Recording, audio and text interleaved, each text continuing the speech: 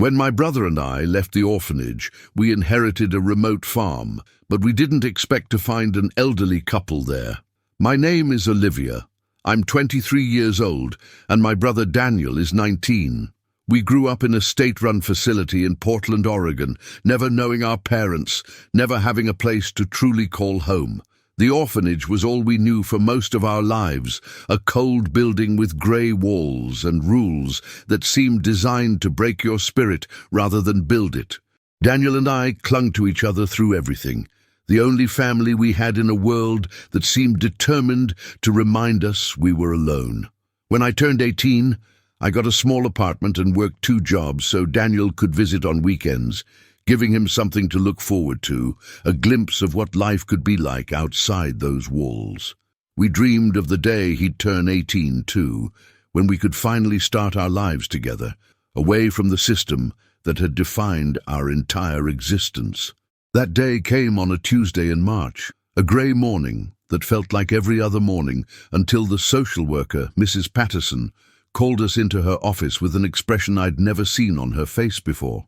She looked almost uncomfortable, like she was about to deliver news she didn't quite know how to process herself. Daniel sat beside me, his leg bouncing nervously the way it always did when he was anxious, and I reached over to steady it with my hand, a gesture we'd shared 1,000 times before.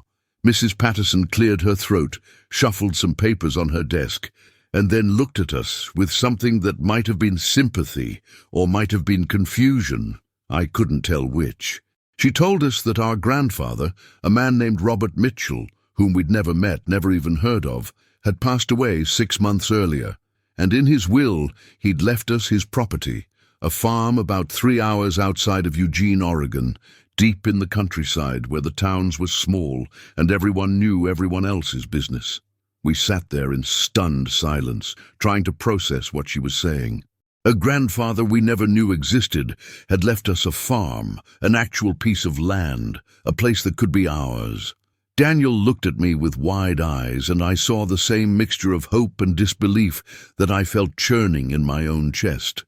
Mrs. Patterson explained that the estate had been in probate, which was why it took so long for the information to reach us, and that we were now the legal owners of approximately 40 acres of farmland, a house, a barn, and whatever else was on the property.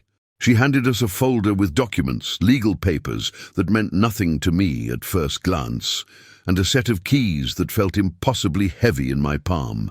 The address was written on a small card, tucked into the folder like an afterthought, a place called Millbrook Creek, population 852 according to the last census. We left Mrs. Patterson's office in a daze, walked out into the spring air that suddenly felt different, charged with possibility. For the first time in our lives, we had somewhere to go that was truly ours, not borrowed, not temporary, not dependent on the kindness or indifference of strangers. Daniel couldn't stop talking about it, his words tumbling over each other in his excitement. He imagined what the farm would look like, whether there would be animals, whether we could actually learn to work the land and make something of it. I tried to temper his enthusiasm with practical concerns, wondering about the condition of the property, whether it was even livable, whether we'd have enough money to maintain it. But his joy was infectious, and I found myself smiling despite my worries. We spent that evening in my tiny apartment, poring over the documents, trying to understand what we'd inherited, what this mysterious grandfather had left behind for grandchildren he'd never met. The next weekend, we packed everything we owned into my beat-up Honda Civic, which wasn't much, just clothes, a few books, some photographs from our time at the orphanage that we kept more out of habit than sentimentality, and the folder with our inheritance papers. The drive to Millbrook Creek took us through winding roads that cut through dense forests of Douglas fir and cedar, past small towns that seemed frozen in time, with main streets that looked like something out of an old photograph. The GPS on my phone kept losing signal, and we had to rely on the paper map Mrs. Patterson had given us, which added to the sense of adventure, like we were explorers heading into uncharted territory. Daniel had his window rolled down despite the cool air, letting the wind whip through his hair, and I could see the tension that had lived in his shoulders for years beginning to ease. When we finally turned onto the gravel road that led to the property, my heart started racing. The road was narrow, bordered on both sides by overgrown blackberry bushes and wild grasses that swayed in the breeze. We drove for what felt like miles, though it was probably only half of one, until the trees opened up and we saw it, the farm. The house was a two-story structure with faded white paint and a wraparound porch that sagged slightly on one corner. The barn, painted red once upon a time, but now weathered to a muted rust color, stood about 50 yards from the house, its doors hanging slightly ajar. Fields stretched out beyond the buildings, wild and untended, dotted with patches of wildflowers that had claimed the land in the absence of cultivation. It was beautiful in a forgotten kind of way, like a painting left in an attic and discovered decades later. We parked in front of the house, and for a moment, neither of us moved. We just sat there, staring at this place that was supposedly ours, trying to reconcile the reality with the dreams we'd built in our heads over the past few days. Daniel was the first to get out, practically jumping from the car with an energy I hadn't seen in him since he was a kid. I followed more slowly, taking in every detail: the cracked windows on the second floor, the chimney that leaned slightly to the left, the wooden steps leading up to the porch that would definitely need replacing. The air smelled different here, clean and earthy, with hints of pine and something floral I couldn't identify. It was quiet too, the kind of quiet that only exists far from cities, where the only sounds are wind and birds and the occasional rustle of some animal moving through the underbrush. Daniel was already on the porch, trying the front door with the key Mrs. Patterson had given us. It stuck at first, the lock probably rusted from disuse, but with some effort it clicked open, and the door swung inward with a groan that echoed through the empty house. We stepped inside together, and the smell hit us immediately. Not unpleasant exactly, but the distinct odor of a place that had been closed up for too long, musty and still. The interior was dim, dust motes dancing in the few rays of sunlight that managed to penetrate the dirty windows. The furniture was old but solid, a couch covered in a floral pattern that probably looked modern in the 70s, a wooden coffee table scarred with water rings, a bookshelf lined with faded paperbacks and hardcovers whose titles I couldn't read in the low light. We explored the ground floor first, moving from room to room, like archaeologists discovering a lost civilization. The kitchen had an old gas stove, a deep porcelain sink, and cabinets that still held dishes and glasses, as if someone had just stepped out and would be back any moment to use them. The dining room had a long table that could seat 8, though only 2 chairs remained, the others presumably broken or moved elsewhere. There was a small office or study with a desk covered in papers and a typewriter that looked like it belonged in a museum. Everything was covered in a fine layer of dust, and there were cobwebs in the corners, but underneath the neglect I could see that this had been a real home once, a place where people had lived and loved and built a life together. Daniel found the stairs and was halfway up before I could tell him to be careful, that we didn't know if they were safe. They creaked ominously under his weight, but they held, and I followed him up to the second floor. There were 3 bedrooms, each with simple furniture, beds with bare mattresses, dressers with drawers that stuck when we tried to open them. The master bedroom had a window that looked out over the fields, and standing there, I could imagine what it must have been like to wake up to that view every morning, to see the sun rise over land that belonged to you. One of the smaller bedrooms had wallpaper with tiny yellow flowers, peeling at the seams, but still charming in its way, and I immediately thought it would be perfect for Daniel, though I didn't say it out loud yet. We were about to head back downstairs when we heard it, a sound that didn't belong, that shouldn't be there. Voices, faint but distinct, coming from somewhere below us. Daniel and I froze, our eyes meeting in mutual alarm. We weren't alone. Someone else was in the house. My first thought was squatters, people who'd moved into the abandoned property and wouldn't be happy about the rightful owners showing up to reclaim it. Daniel grabbed my arm, and I could feel him trembling slightly, or maybe that was me. We crept back to the stairs, moving as quietly as we could, trying to hear where the voices were coming from. They seemed to be getting louder, or maybe we were just getting closer, and as we descended the stairs, I realized the sound was coming from below the ground floor, from somewhere I hadn't noticed before. At the back of the kitchen, partially hidden behind a pantry door that we'd opened but not fully explored, there was another door, this one heavy and wooden, with an old-fashioned latch. It was slightly ajar, and through the gap I could see light, warm and yellow like candlelight or oil lamps, and the voices were coming from down there, from what I now realized must be a basement.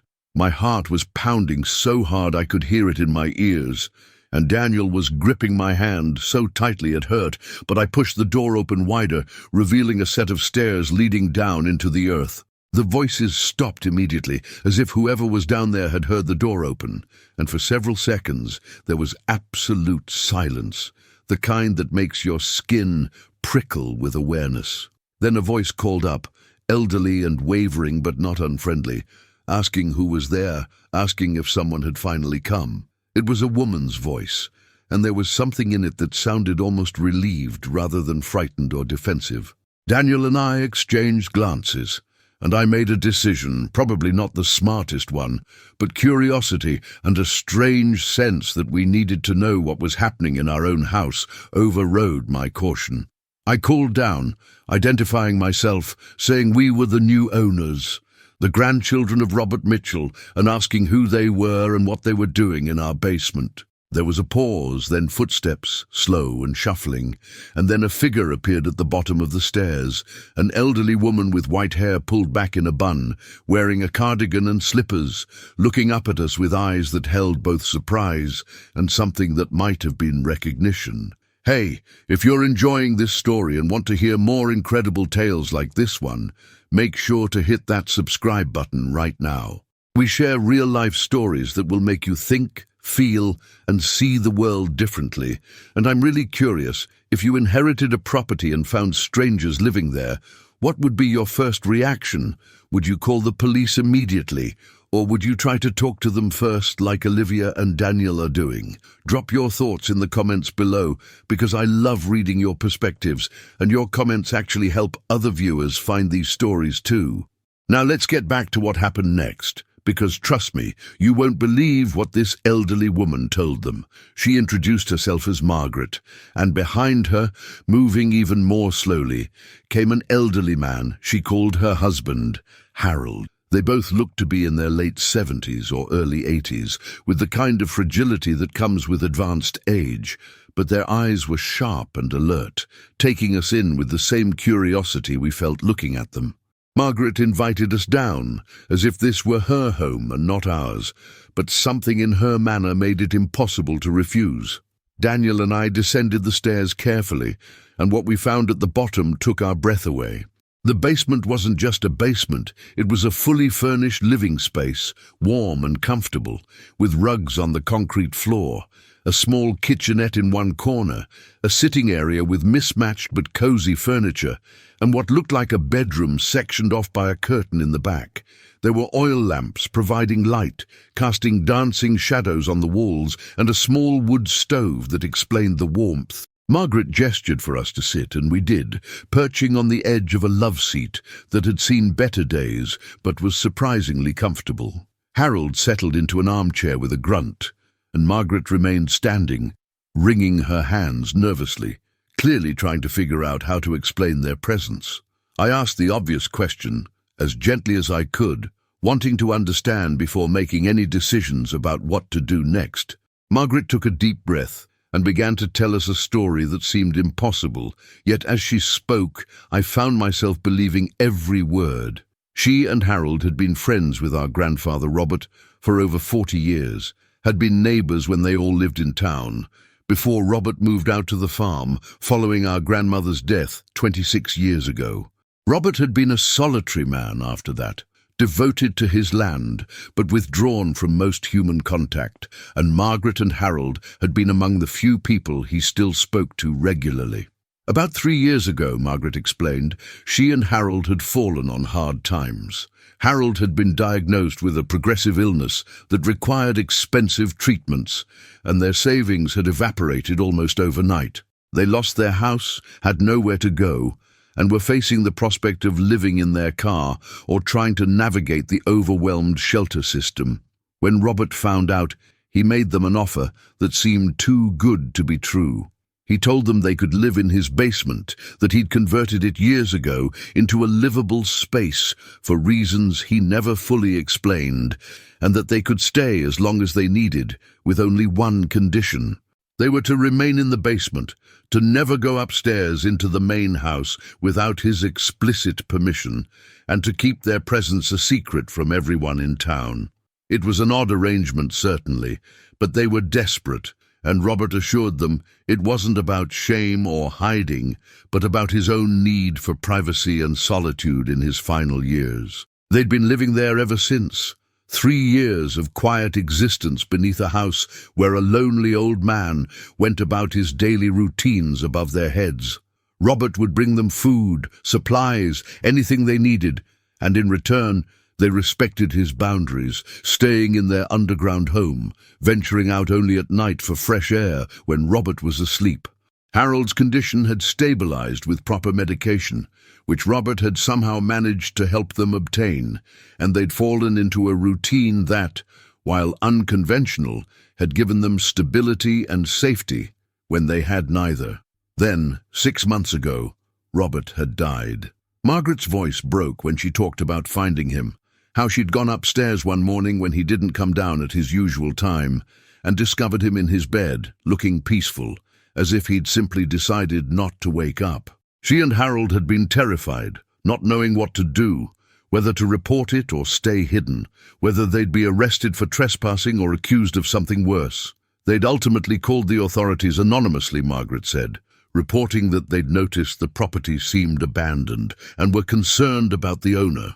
The police had come, found Robert, and handled everything from there, never knowing that 2 people were hiding in the basement below, listening to everything, terrified of being discovered.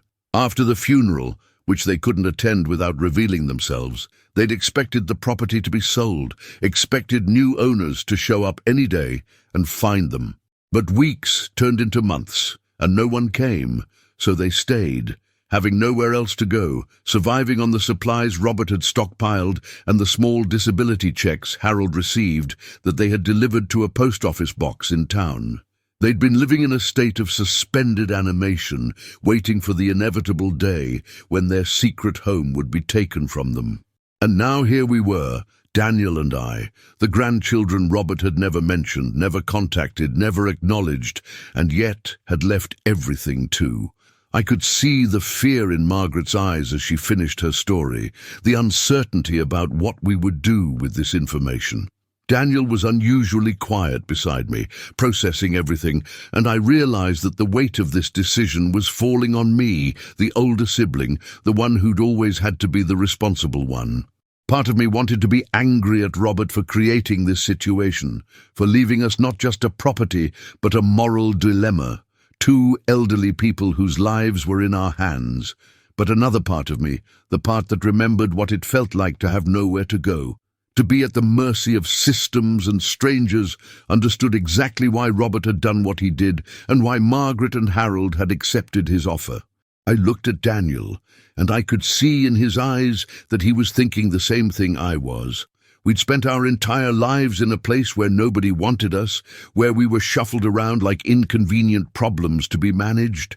Now we had the power to make someone else feel that way, or we could choose differently. I asked Margaret and Harold about their situation now, whether they had family, other options, anywhere else they could go. Harold spoke for the first time, his voice rough with age and emotion, saying they had a daughter in Boston who'd offered them a room, but it would mean leaving Oregon, leaving everything familiar, and becoming a burden on a child who already had her own struggles.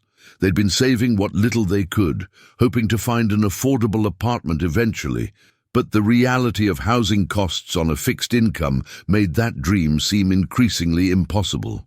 The four of us sat in that basement for a long time, the silence broken only by the crackling of the wood stove and the occasional creak of the house settling above us. I thought about all the group homes Daniel and I had been in, all the temporary places that never felt like home, all the times we'd wished for just one person to see us as something other than a problem or an obligation.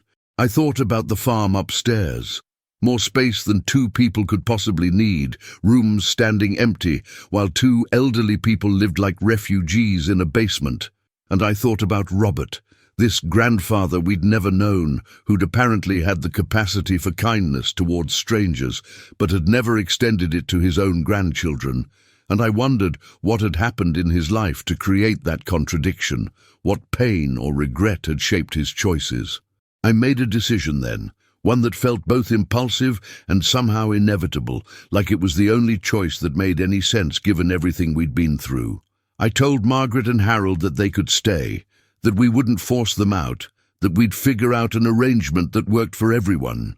Daniel's head snapped toward me, his eyes wide with surprise, but then he nodded slowly, understanding spreading across his face. Margaret's hand flew to her mouth, and tears started streaming down her weathered cheeks. Harold tried to stand, to thank us properly, but his legs were shaky, and he sank back into his chair, his own eyes glistening with moisture. They tried to protest, saying they couldn't possibly impose, that we didn't owe them anything, that they'd find another way. But I cut them off gently but firmly, telling them that this farm was big enough for all of us, and that maybe we could help each other instead of everyone struggling alone. The conversation that followed was practical and necessary, working out details that would make the arrangement sustainable rather than just a temporary kindness. Margaret and Harold insisted on paying rent, however modest, and contributing to utilities and groceries. I suggested instead that they could help us learn how to actually run the farm, how to maintain the property, sharing their knowledge in exchange for a place to live. Harold mentioned that he'd grown up on a farm and knew about vegetable gardens, chicken coops, and basic land management, skills that Daniel and I had absolutely no experience with. Margaret offered to help with cooking and household management, things she'd been doing her whole life and could teach us. It felt less like a landlord-tenant relationship and more like an unexpected family forming out of mutual need and circumstance. Over the next few days, we began the process of settling in and figuring out how this unusual household would function. Margaret and Harold moved upstairs into one of the bedrooms, insisting at first that they should stay in the basement, but I wouldn't hear of it. The basement could be converted into something else, storage or a workshop, but two elderly people shouldn't be living underground, like some secret we were ashamed of. They were visibly moved by this gesture, and watching them settle into a real bedroom with windows and natural light felt right in a way I couldn't quite articulate. Daniel took the room with the yellow flowered wallpaper, which he claimed to hate, but I caught him smiling at more than once, and I took the master bedroom with the view of the fields, a space so much larger than anything I'd ever had that I felt lost in it at first. The house needed work, that became clear immediately, but it had good bones, as Harold put it. We spent our days cleaning, repairing what we could with limited funds and YouTube tutorials, and slowly bringing the property back to life. Harold showed us how to identify which plants in the overgrown garden were vegetables gone to seed, and which were weeds, how to prepare soil for planting, how to fix the fence around what had once been a chicken coop. Margaret taught us her recipes, family dishes passed down through generations, and our evenings were spent around the old dining table, which we'd repaired and polished until it shone, sharing meals that tasted better than anything I'd ever eaten. There was something healing about the routine of it, the physical work during the day, and the quiet companionship in the evenings. But there were challenges too, moments when the reality of our situation pressed down on us.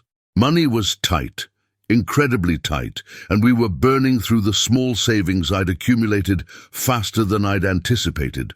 The farm wasn't generating any income, and wouldn't for months, even if we managed to get crops planted successfully. I'd had to quit my jobs in Portland, and Daniel hadn't even started looking for work before we inherited the property. Harold's medication was expensive, even with his insurance, and there were property taxes due, utility bills, countless small expenses that added up to amounts that made me lie awake at night, doing calculations in my head. Margaret sensed my stress, had a grandmother's intuition for when something was wrong, and one evening she sat me down and told me about Robert's workshop in the barn. She explained that Robert had been a skilled woodworker, that he'd made furniture and sold it at local markets and to shops in Eugene and Portland, that the barn was full of tools and equipment and unfinished projects that represented not just a hobby but a potential source of income. I hadn't explored the barn thoroughly yet, had only peeked inside that first day and seen what looked like chaos, piles of lumber and sawdust and mysterious equipment I didn't recognize. But Margaret's words sparked something, a possibility I hadn't considered. The next morning, Daniel and I went out to the barn with flashlights and determination, and we spent hours sorting through Robert's things, taking inventory of what was there. There were hand tools and power tools, some of them quite valuable, wood in various stages of drying and preparation, and several pieces of furniture in different states of completion, a rocking chair that just needed sanding and finishing, a bookshelf that was missing only its back panel, a beautiful desk with intricate joinery that was nearly done. Harold joined us later, moving slowly but with purpose, and he revealed another secret about Robert, that he'd taught Harold some woodworking over the years, that they'd worked on projects together before Harold's illness made it difficult for him to handle heavy tools. He thought he could still do finishing work, sanding and staining and assembly, and he could certainly teach Daniel and me the basics if we were willing to learn. It felt like discovering treasure, not just the physical items in the barn, but the knowledge Harold was offering, a way to honor Robert's legacy while also creating something for ourselves. We made a plan, ambitious maybe, but necessary, to finish the pieces Robert had started, to sell them and use that money to buy materials for new projects, to slowly build a business that could sustain us while we got the farm itself productive. The work was harder than I'd imagined, my hands developing blisters and calluses I'd never had from my service jobs in the city, my muscles aching from labor that engaged my whole body, rather than just standing or walking. But there was satisfaction in it too, in seeing a piece of furniture take shape, in learning to read wood grain and understand how joints fit together, in creating something tangible and useful with my own hands. Daniel took to it more naturally than I did, his younger body adapting more quickly, and his artistic eye, which I'd never known he had, emerged as he suggested design modifications and aesthetic improvements that Harold praised enthusiastically. Margaret became our business manager by default, researching where we could sell our pieces, contacting shops and markets, managing our modest finances with a competence that came from decades of stretching tight budgets. 3 months into our new life at the farm, we sold our first completed piece, the rocking chair Robert had started, which Daniel and I had finished under Harold's careful instruction. A furniture shop in Eugene bought it for $370, which felt like a fortune to us, validation that we could actually make this work. Margaret cried when we told her. Not sad tears, but the kind that come from relief and hope, emotions we were all feeling but didn't always know how to express. We celebrated that night with a special dinner, Margaret making her famous pot roast that she'd been saving for an occasion worth marking, and the 4 of us sat around our table, this unlikely family that had formed out of circumstance and choice, and for the first time since leaving the orphanage, I felt something I barely recognized as contentment. But life, as I'd learned over and over, has a way of testing you right when you start to feel secure. One morning in late June, a car pulled up the long gravel driveway, and a woman got out, professional-looking in a way that immediately put me on edge. She introduced herself as Linda Chen, a lawyer from Eugene, and she asked if she could speak with us about the property. My stomach dropped, immediately thinking someone was challenging the inheritance, that we were about to lose everything, just as we'd started to build something. But Linda's news was different, complicated in a way I hadn't anticipated. She explained that she'd been Robert's attorney, that she'd handled his will and estate, and that there was something she needed to tell us now, that we'd actually taken possession of the property. Robert had left a letter, Linda said, to be delivered only after we'd lived on the farm for at least 90 days, only if we'd actually stayed, rather than selling it immediately. She handed me an envelope, yellowed with age, my name and Daniel's written on the front in shaky handwriting. Linda excused herself, saying she'd wait in her car to give us privacy, and the four of us, Margaret, Harold, Daniel, and I, stood on the porch, passing this letter between us like it might explode if we opened it wrong. Finally, with trembling hands, I tore it open and began to read aloud, Robert's words reaching us from beyond the grave, explaining things we'd never thought to question. The letter started with an apology, Robert acknowledging that he'd never been part of our lives, that he'd failed us in the most fundamental way a grandparent could fail. He explained that our mother, his daughter Sarah, had left home at 17 after a terrible fight, that he'd been too proud and too stubborn to reach out, to apologize, to bridge the gap that had formed between them.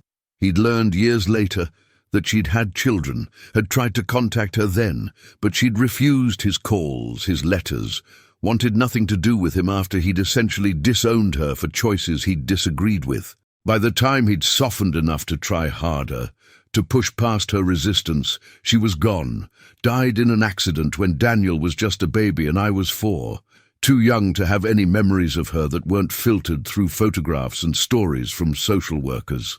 Robert had known we existed, had known we were in the system, and the guilt had eaten at him for years, but he'd convinced himself that we were better off without him, that he'd only cause more harm by inserting himself into our lives after abandoning our mother. He'd lived with that decision, that cowardice as he called it in the letter, until his health began failing and he realized he was running out of time to make any kind of amends.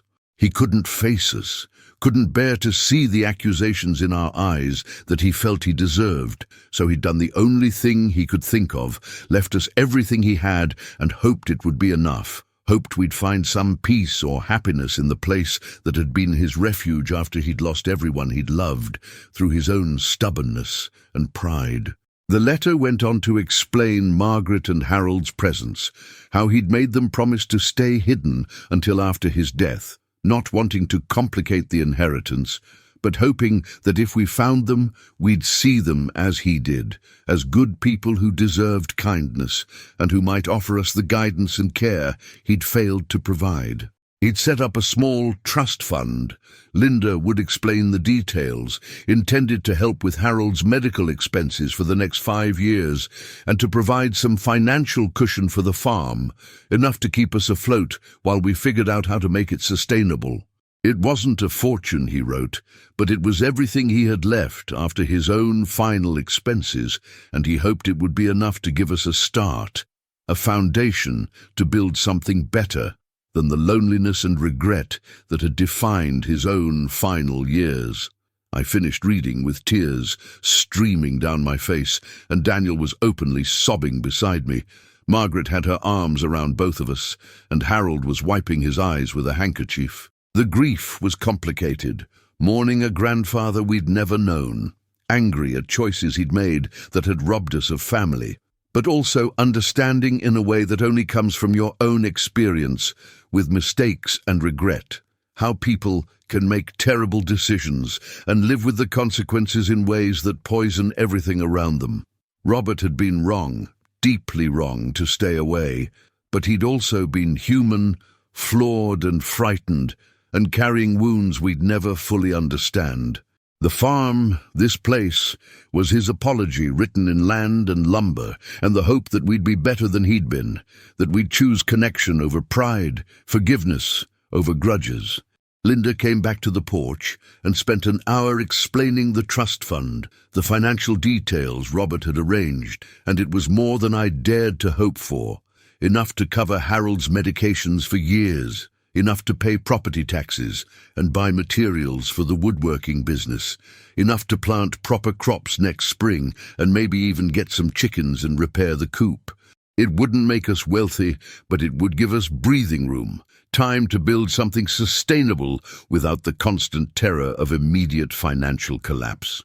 After Linda left, the four of us sat on the porch until sunset, watching the fields turn golden in the fading light, not talking much, but not needing to, just being together in a silence that felt peaceful rather than empty. The months that followed brought challenges, of course, because life always does, but we faced them together, this strange little family that nobody would have predicted. Daniel enrolled in community college, studying business and agriculture, determined to learn how to make the farm truly productive. I developed a real skill for woodworking, discovering that I had good hands for detail work and an emerging eye for design. Harold's health had its ups and downs, but with proper medication and the peace of stable housing, he had more good days than bad, and his knowledge became invaluable as we expanded our operations. Margaret became the heart of our home, the one who remembered everyone's favorite meals, who noticed when someone was struggling and knew just what to say or when to stay quiet, who created the warmth that transformed a house into something more. We learned that family isn't just about blood, that sometimes the people who save you are the ones who needed saving too, that forgiveness is possible even for people who aren't alive to receive it, and that second chances come in unexpected forms if you're brave enough to accept them. The farm became everything Robert had hoped it would be, a place of healing and growth, where four people who'd been lost and alone found each other and built something that mattered. Every piece of furniture we created, every meal we shared, every evening on that sagging porch, watching the sun set over fields we were slowly bringing back to life, was a testament to the possibility of redemption, not just for Robert, whose choices had brought us all together, but for every one of us who'd been given a reason to believe that home wasn't just a place you're born into, but something you can build with intention and love, and the courage to let people in even when you've been hurt. Thank you so much for taking the time to listen to this story. If it touched your heart in any way, please consider subscribing to our channel. We share real stories from real people, tales of resilience, unexpected blessings, and the beautiful complexity of human connection. Your subscription helps us reach more people who might need to hear these stories, who might be going through their own struggles and need a reminder that things can get better in ways you never expected. And please share your own stories in the comments below. Have you ever been surprised by kindness from an unexpected source? Have you found family in unconventional places? This community thrives on sharing our experiences, learning from each other, and supporting one another through life's challenges. What did this story teach you about forgiveness, family, or second chances? I'd love to hear your thoughts, and I know other viewers would too. Thank you again for being here, and remember, sometimes the most broken things can be made beautiful again if you're willing to do the work.